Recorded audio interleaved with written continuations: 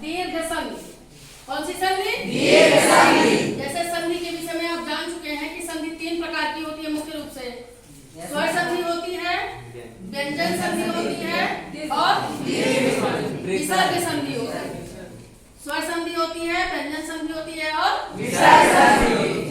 इसके विषय में आपको बताया जा चुका है पिछली कक्षा में ना। 2 शब्दों के जो मेल होते हैं उसमें पहले शब्द का अंतिम अक्षर और दूसरे शब्द का पहला अक्षर जब मिलता है तो संधि बनती है। ये आपको बताया जा चुका है। स्वर संधि के 5 भेद होते हैं, उसमें से एक संधि है आपकी दीर्घ संधि। उस दीर्घ संधि के विषय में आज हम आपको बताएंगे, ठीक है। दीर्घ संधि का सूत्र है अकः सवर्णे दीर्घ। बोलिए आप लोग मेरे साथ, अकः सवर्णे दीर्घ। अकः सवर्णे दीर्घ। ये है दीर्घ संधि का सूत्र, ठीक। अब देखिए इसका मतलब हुआ कि अक प्रत्याहार, प्रत्याहार जिसे आप जानते हैं। अक प्रत्याहार के बाद अगर सवर्ण आए, सवर्ण का मतलब समान वर्ण आए, अक प्रत्याहार का ही वर्ण आए तो दीर्घ संधि, उसका दीर्घ हो जाता है, ठीक है। अब देखिए अक प्रत्याहार में कौन कौन से अक्षर आते हैं? अक प्रत्याहार में कौन से अक्षर आते हैं? हाँ, आकाश बताइए आप। आ ई उ री ली। आ ई उ री ली और ली। री, ये आपके अक प्रत्याहार के अक्षर हैं, ठीक है। तो हर्ष या दीर्घ, हर्ष मतलब क्या होता है? छोटा, और दीर्घ मतलब क्या होता है? बड़ा। तो हर्ष या दीर्घ आ के बाद, ई के बाद, उ के बाद, री के बाद और री के बाद अक ही आए, समान वर्ण आए। समान वर्ण की बात कही गई है ना, तो अक ही आए, चाहे वो हर्ष हो या दीर्घ हो। तो अक ही आए मतलब आ के बाद आ आए, ई के बाद ई आए, उ के बाद उ आए, री के बाद री आए और री के बाद ली आए, तो इसका दीर्घ हो जाता है। ये ध्यान रखिएगा, ये आ छोटा या बड़ा कोई भी हो सकता है। ई हर्ष या दीर्घ कोई भी हो सकती है। उ हर्ष या दीर्घ कोई हो सकता है। री भी हर्ष या दीर्घ दोनों हो सकता है। दोनों हो सकता है। री का दीर्घ नहीं होता, री का दीर्घ नहीं होता। वही स्थिति इसमें भी है, ये हर्ष या दीर्घ दोनों हो सकता है। ई भी दोनों हो सकती है, उ भी दोनों हो सकता है, री भी दोनों हो सकता है। और री के बाद री। तो इन दोनों के स्थान पर इसका एक दीर्घ आदेश हो जाता है। क्या आदेश हो जाता है? दीर्घ आदेश हो जाता है। यानी आ या आ के बाद यहाँ प्लस का चिन्ह हो जाए तो बराबर जो है आ या आ के बाद, अगर आ के बाद अगर आए, ठीक, चाहे छोटा हो चाहे बड़ा हो, चाहे छोटा हो चाहे बड़ा हो, तो दोनों के स्थान पर क्या हो जाता है? बड़ा हो जाता है। चाहे दोनों छोटे हो चाहे दोनों बड़े हो, ठीक है। चाहे पहले छोटा दूसरा बड़ा हो, चाहे पहले बड़ा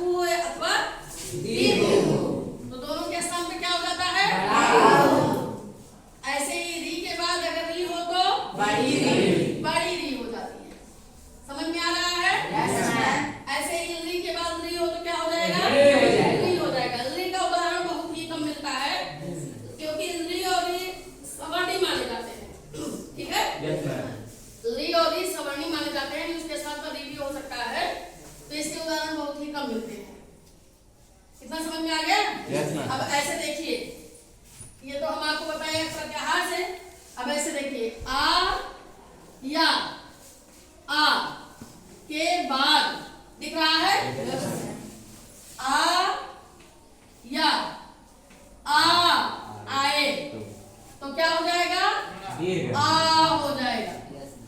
ठीक, ऐसे ही ई या, ई के बाद ई या, ई आए तो क्या होगा?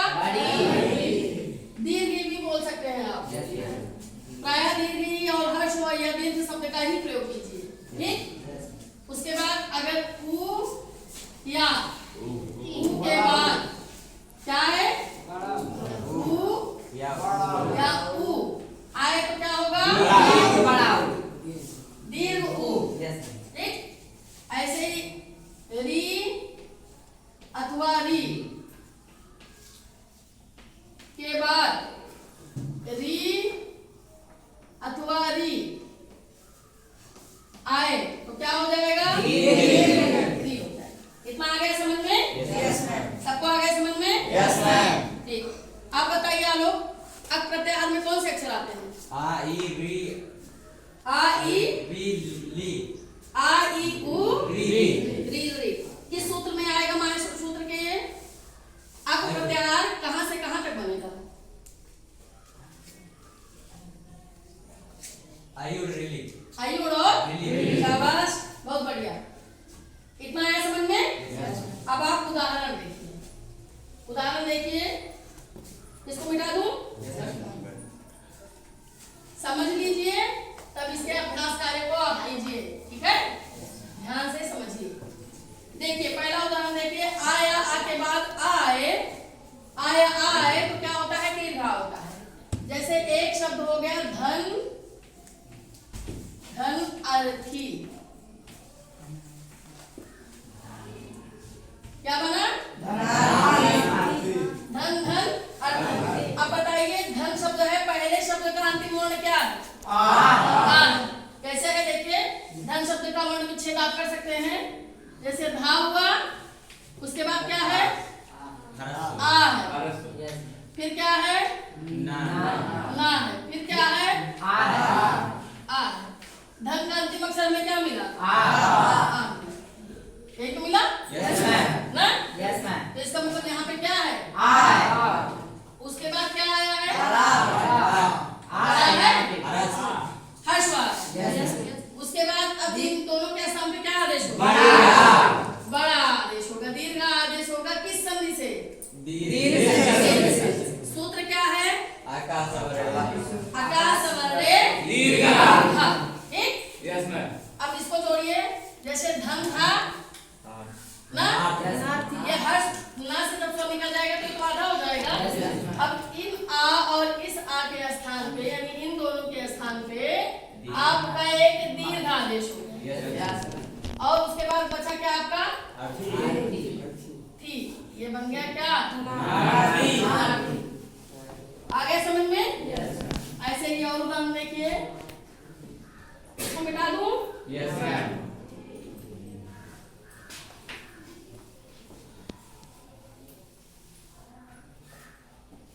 ऐसे दूसरा उदाहरण देखिए, दैत्य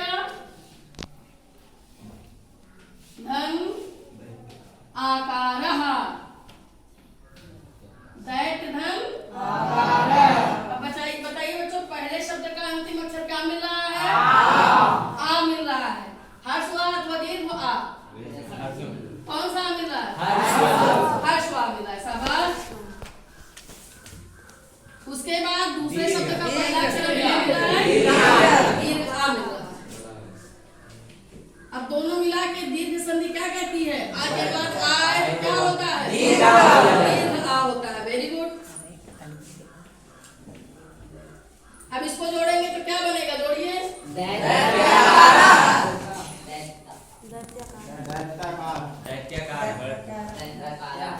इसको जोड़ेंगे तो क्या बनेगा? दैत्याकारः। किस संधि से बच्चों? दीर्घ संधि का सूत्र आकाश सवर्णे दीर्घ। अक के बाद अक आए तो उसका क्या हो जाता है? दीर्घ हो जाता है। आया तो समझ में? अगला उदाहरण देखिए, जैसे विद्या धन आलयः, विद्या धन आलयः।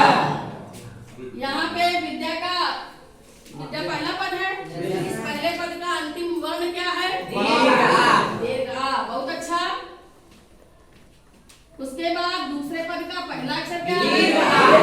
दीर्घ। बहुत सुंदर। दोनों मिला के क्या बनेगा? दीर्घ।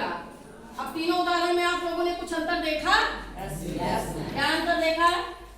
पहले उदाहरण में दोनों हर्षवा थे, दूसरे में एक हर्ष है, दूसरा दीर्घ है, तीसरे में क्या है? दोनों है ना? अब यहाँ पे इसको आप जोड़िए तो दीर्घ तो था ही, लेकिन इस आ का आदेश हुआ है। ठीक? इन दोनों के स्थान पर किसका आदेश हुआ है? दीर्घ आ का आदेश हुआ है। तो क्या बन गया आपका? विद्यालय। कर लेंगे? समझ लेंगे? अब चलिए देखिए, अब ई के बाद ई का उदाहरण। ठीक? मिटा दें इसको? कहीं काफी पे लिखते भी रहिए। लगा लेते हैं? हाँ, ठीक है। अब इसके बाद जो है देखिए, समझ लीजिए तो अभी अभ्यास कार्य मैं आपको बता दूं। अब देखिए, ई के बाद ई आने पर दीर्घ ई का होगा। ठीक? उदाहरण देखिए,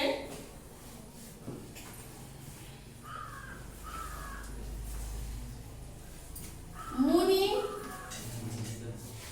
धन इंद्रः। मुनि धन इंद्र।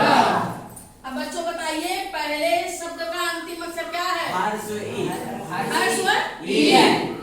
कैसे हुआ देखिए, मुनि का वर्ण विच्छेद करेंगे आपको तो माँ आधा हो जाएगा, फिर क्या हो जाएगा?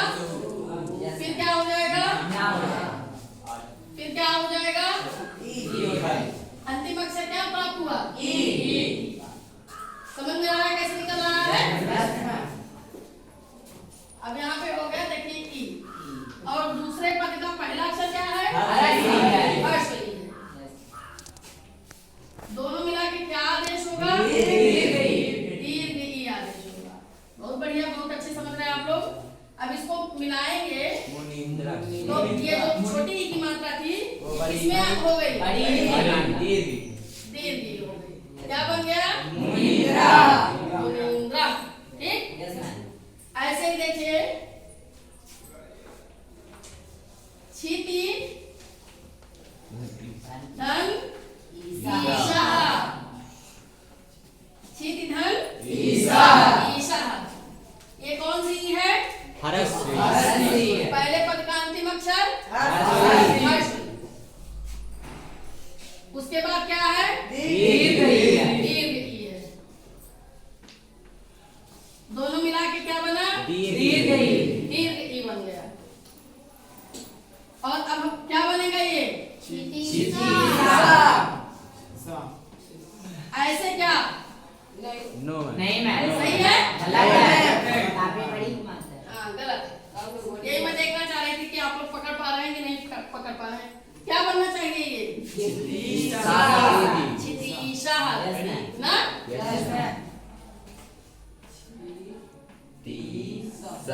यानी ता पे कौन सी मात्रा होगी? बड़ी की मात्रा होगी ना? ऐसे श्री धन ईशाः बनेगा एक शब्द आपका श्री धन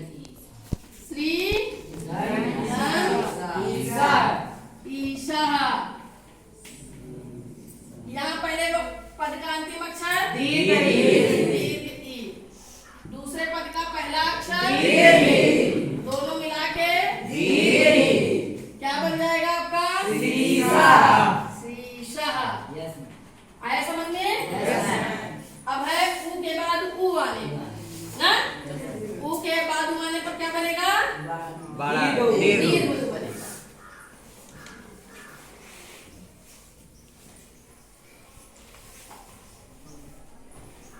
देखिए, ऊ के बाद ऊ या ऊ के बाद ऊ या ऊ आने पर दीर्घ ऊ।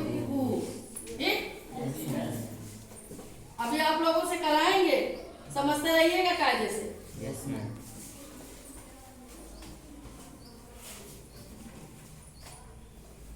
जैसे देखिए, वधू धन उत्सवः वधू धन उत्सवः पहले पद का अंतिम अक्षर दीर्घ दीर्घ बहुत बढ़िया। दूसरे पद का पहला अक्षर हर्षु हर्षु दोनों मिला के क्या बना दीर्घ दीर्घ क्या बन जाएगा ये उत्सव दूत्सवः दूत्सव नहीं क्या बनेगा वधूत्सवः ठीक। ऐसे और उदाहरण देख लीजिए प्राय लोग उसमें गलती करते हैं जैसे भानु धन उदयः उदयः भानु धन उदयः उदयः पहले पद का अंतिम अक्षर हर्षु हर्षु है। दूसरे पद का पहला अक्षर हर्षु हर्षु दोनों मिलाकर दीर्घ दीर्घ उ। अब ये आपको क्या बनेगा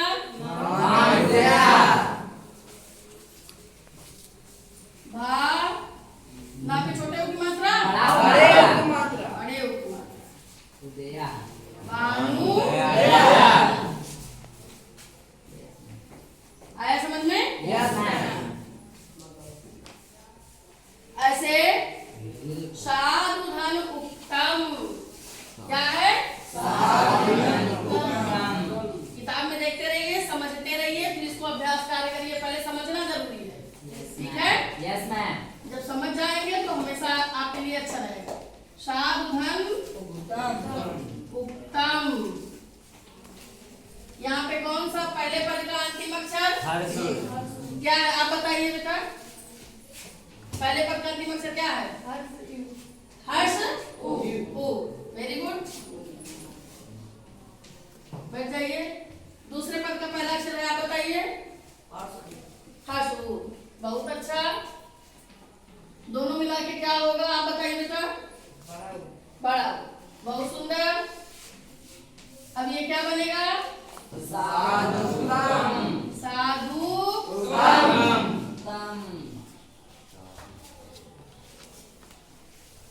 ये था ऊ के बाद ऊ आने पर दीर्घ ऊ के बाद ऊ आने पर दीर्घ ठीक। कौन सी संधि पढ़ रहे हैं आप लोग सूत्र क्या है दीर्घ संधि का अकाह समरणे बेटा आप बताइए अक का मतलब क्या हुआ नहीं बैठ जाइए कोई बात नहीं आप बताइए अक का शाबाश आ ई उ बैठ जाइए। आप बताइए अक प्रत्याहार में कहां से कहां तक के सूत्र लिए जाएंगे माइक्रो सूत्र में आयुर्वेद के आ से और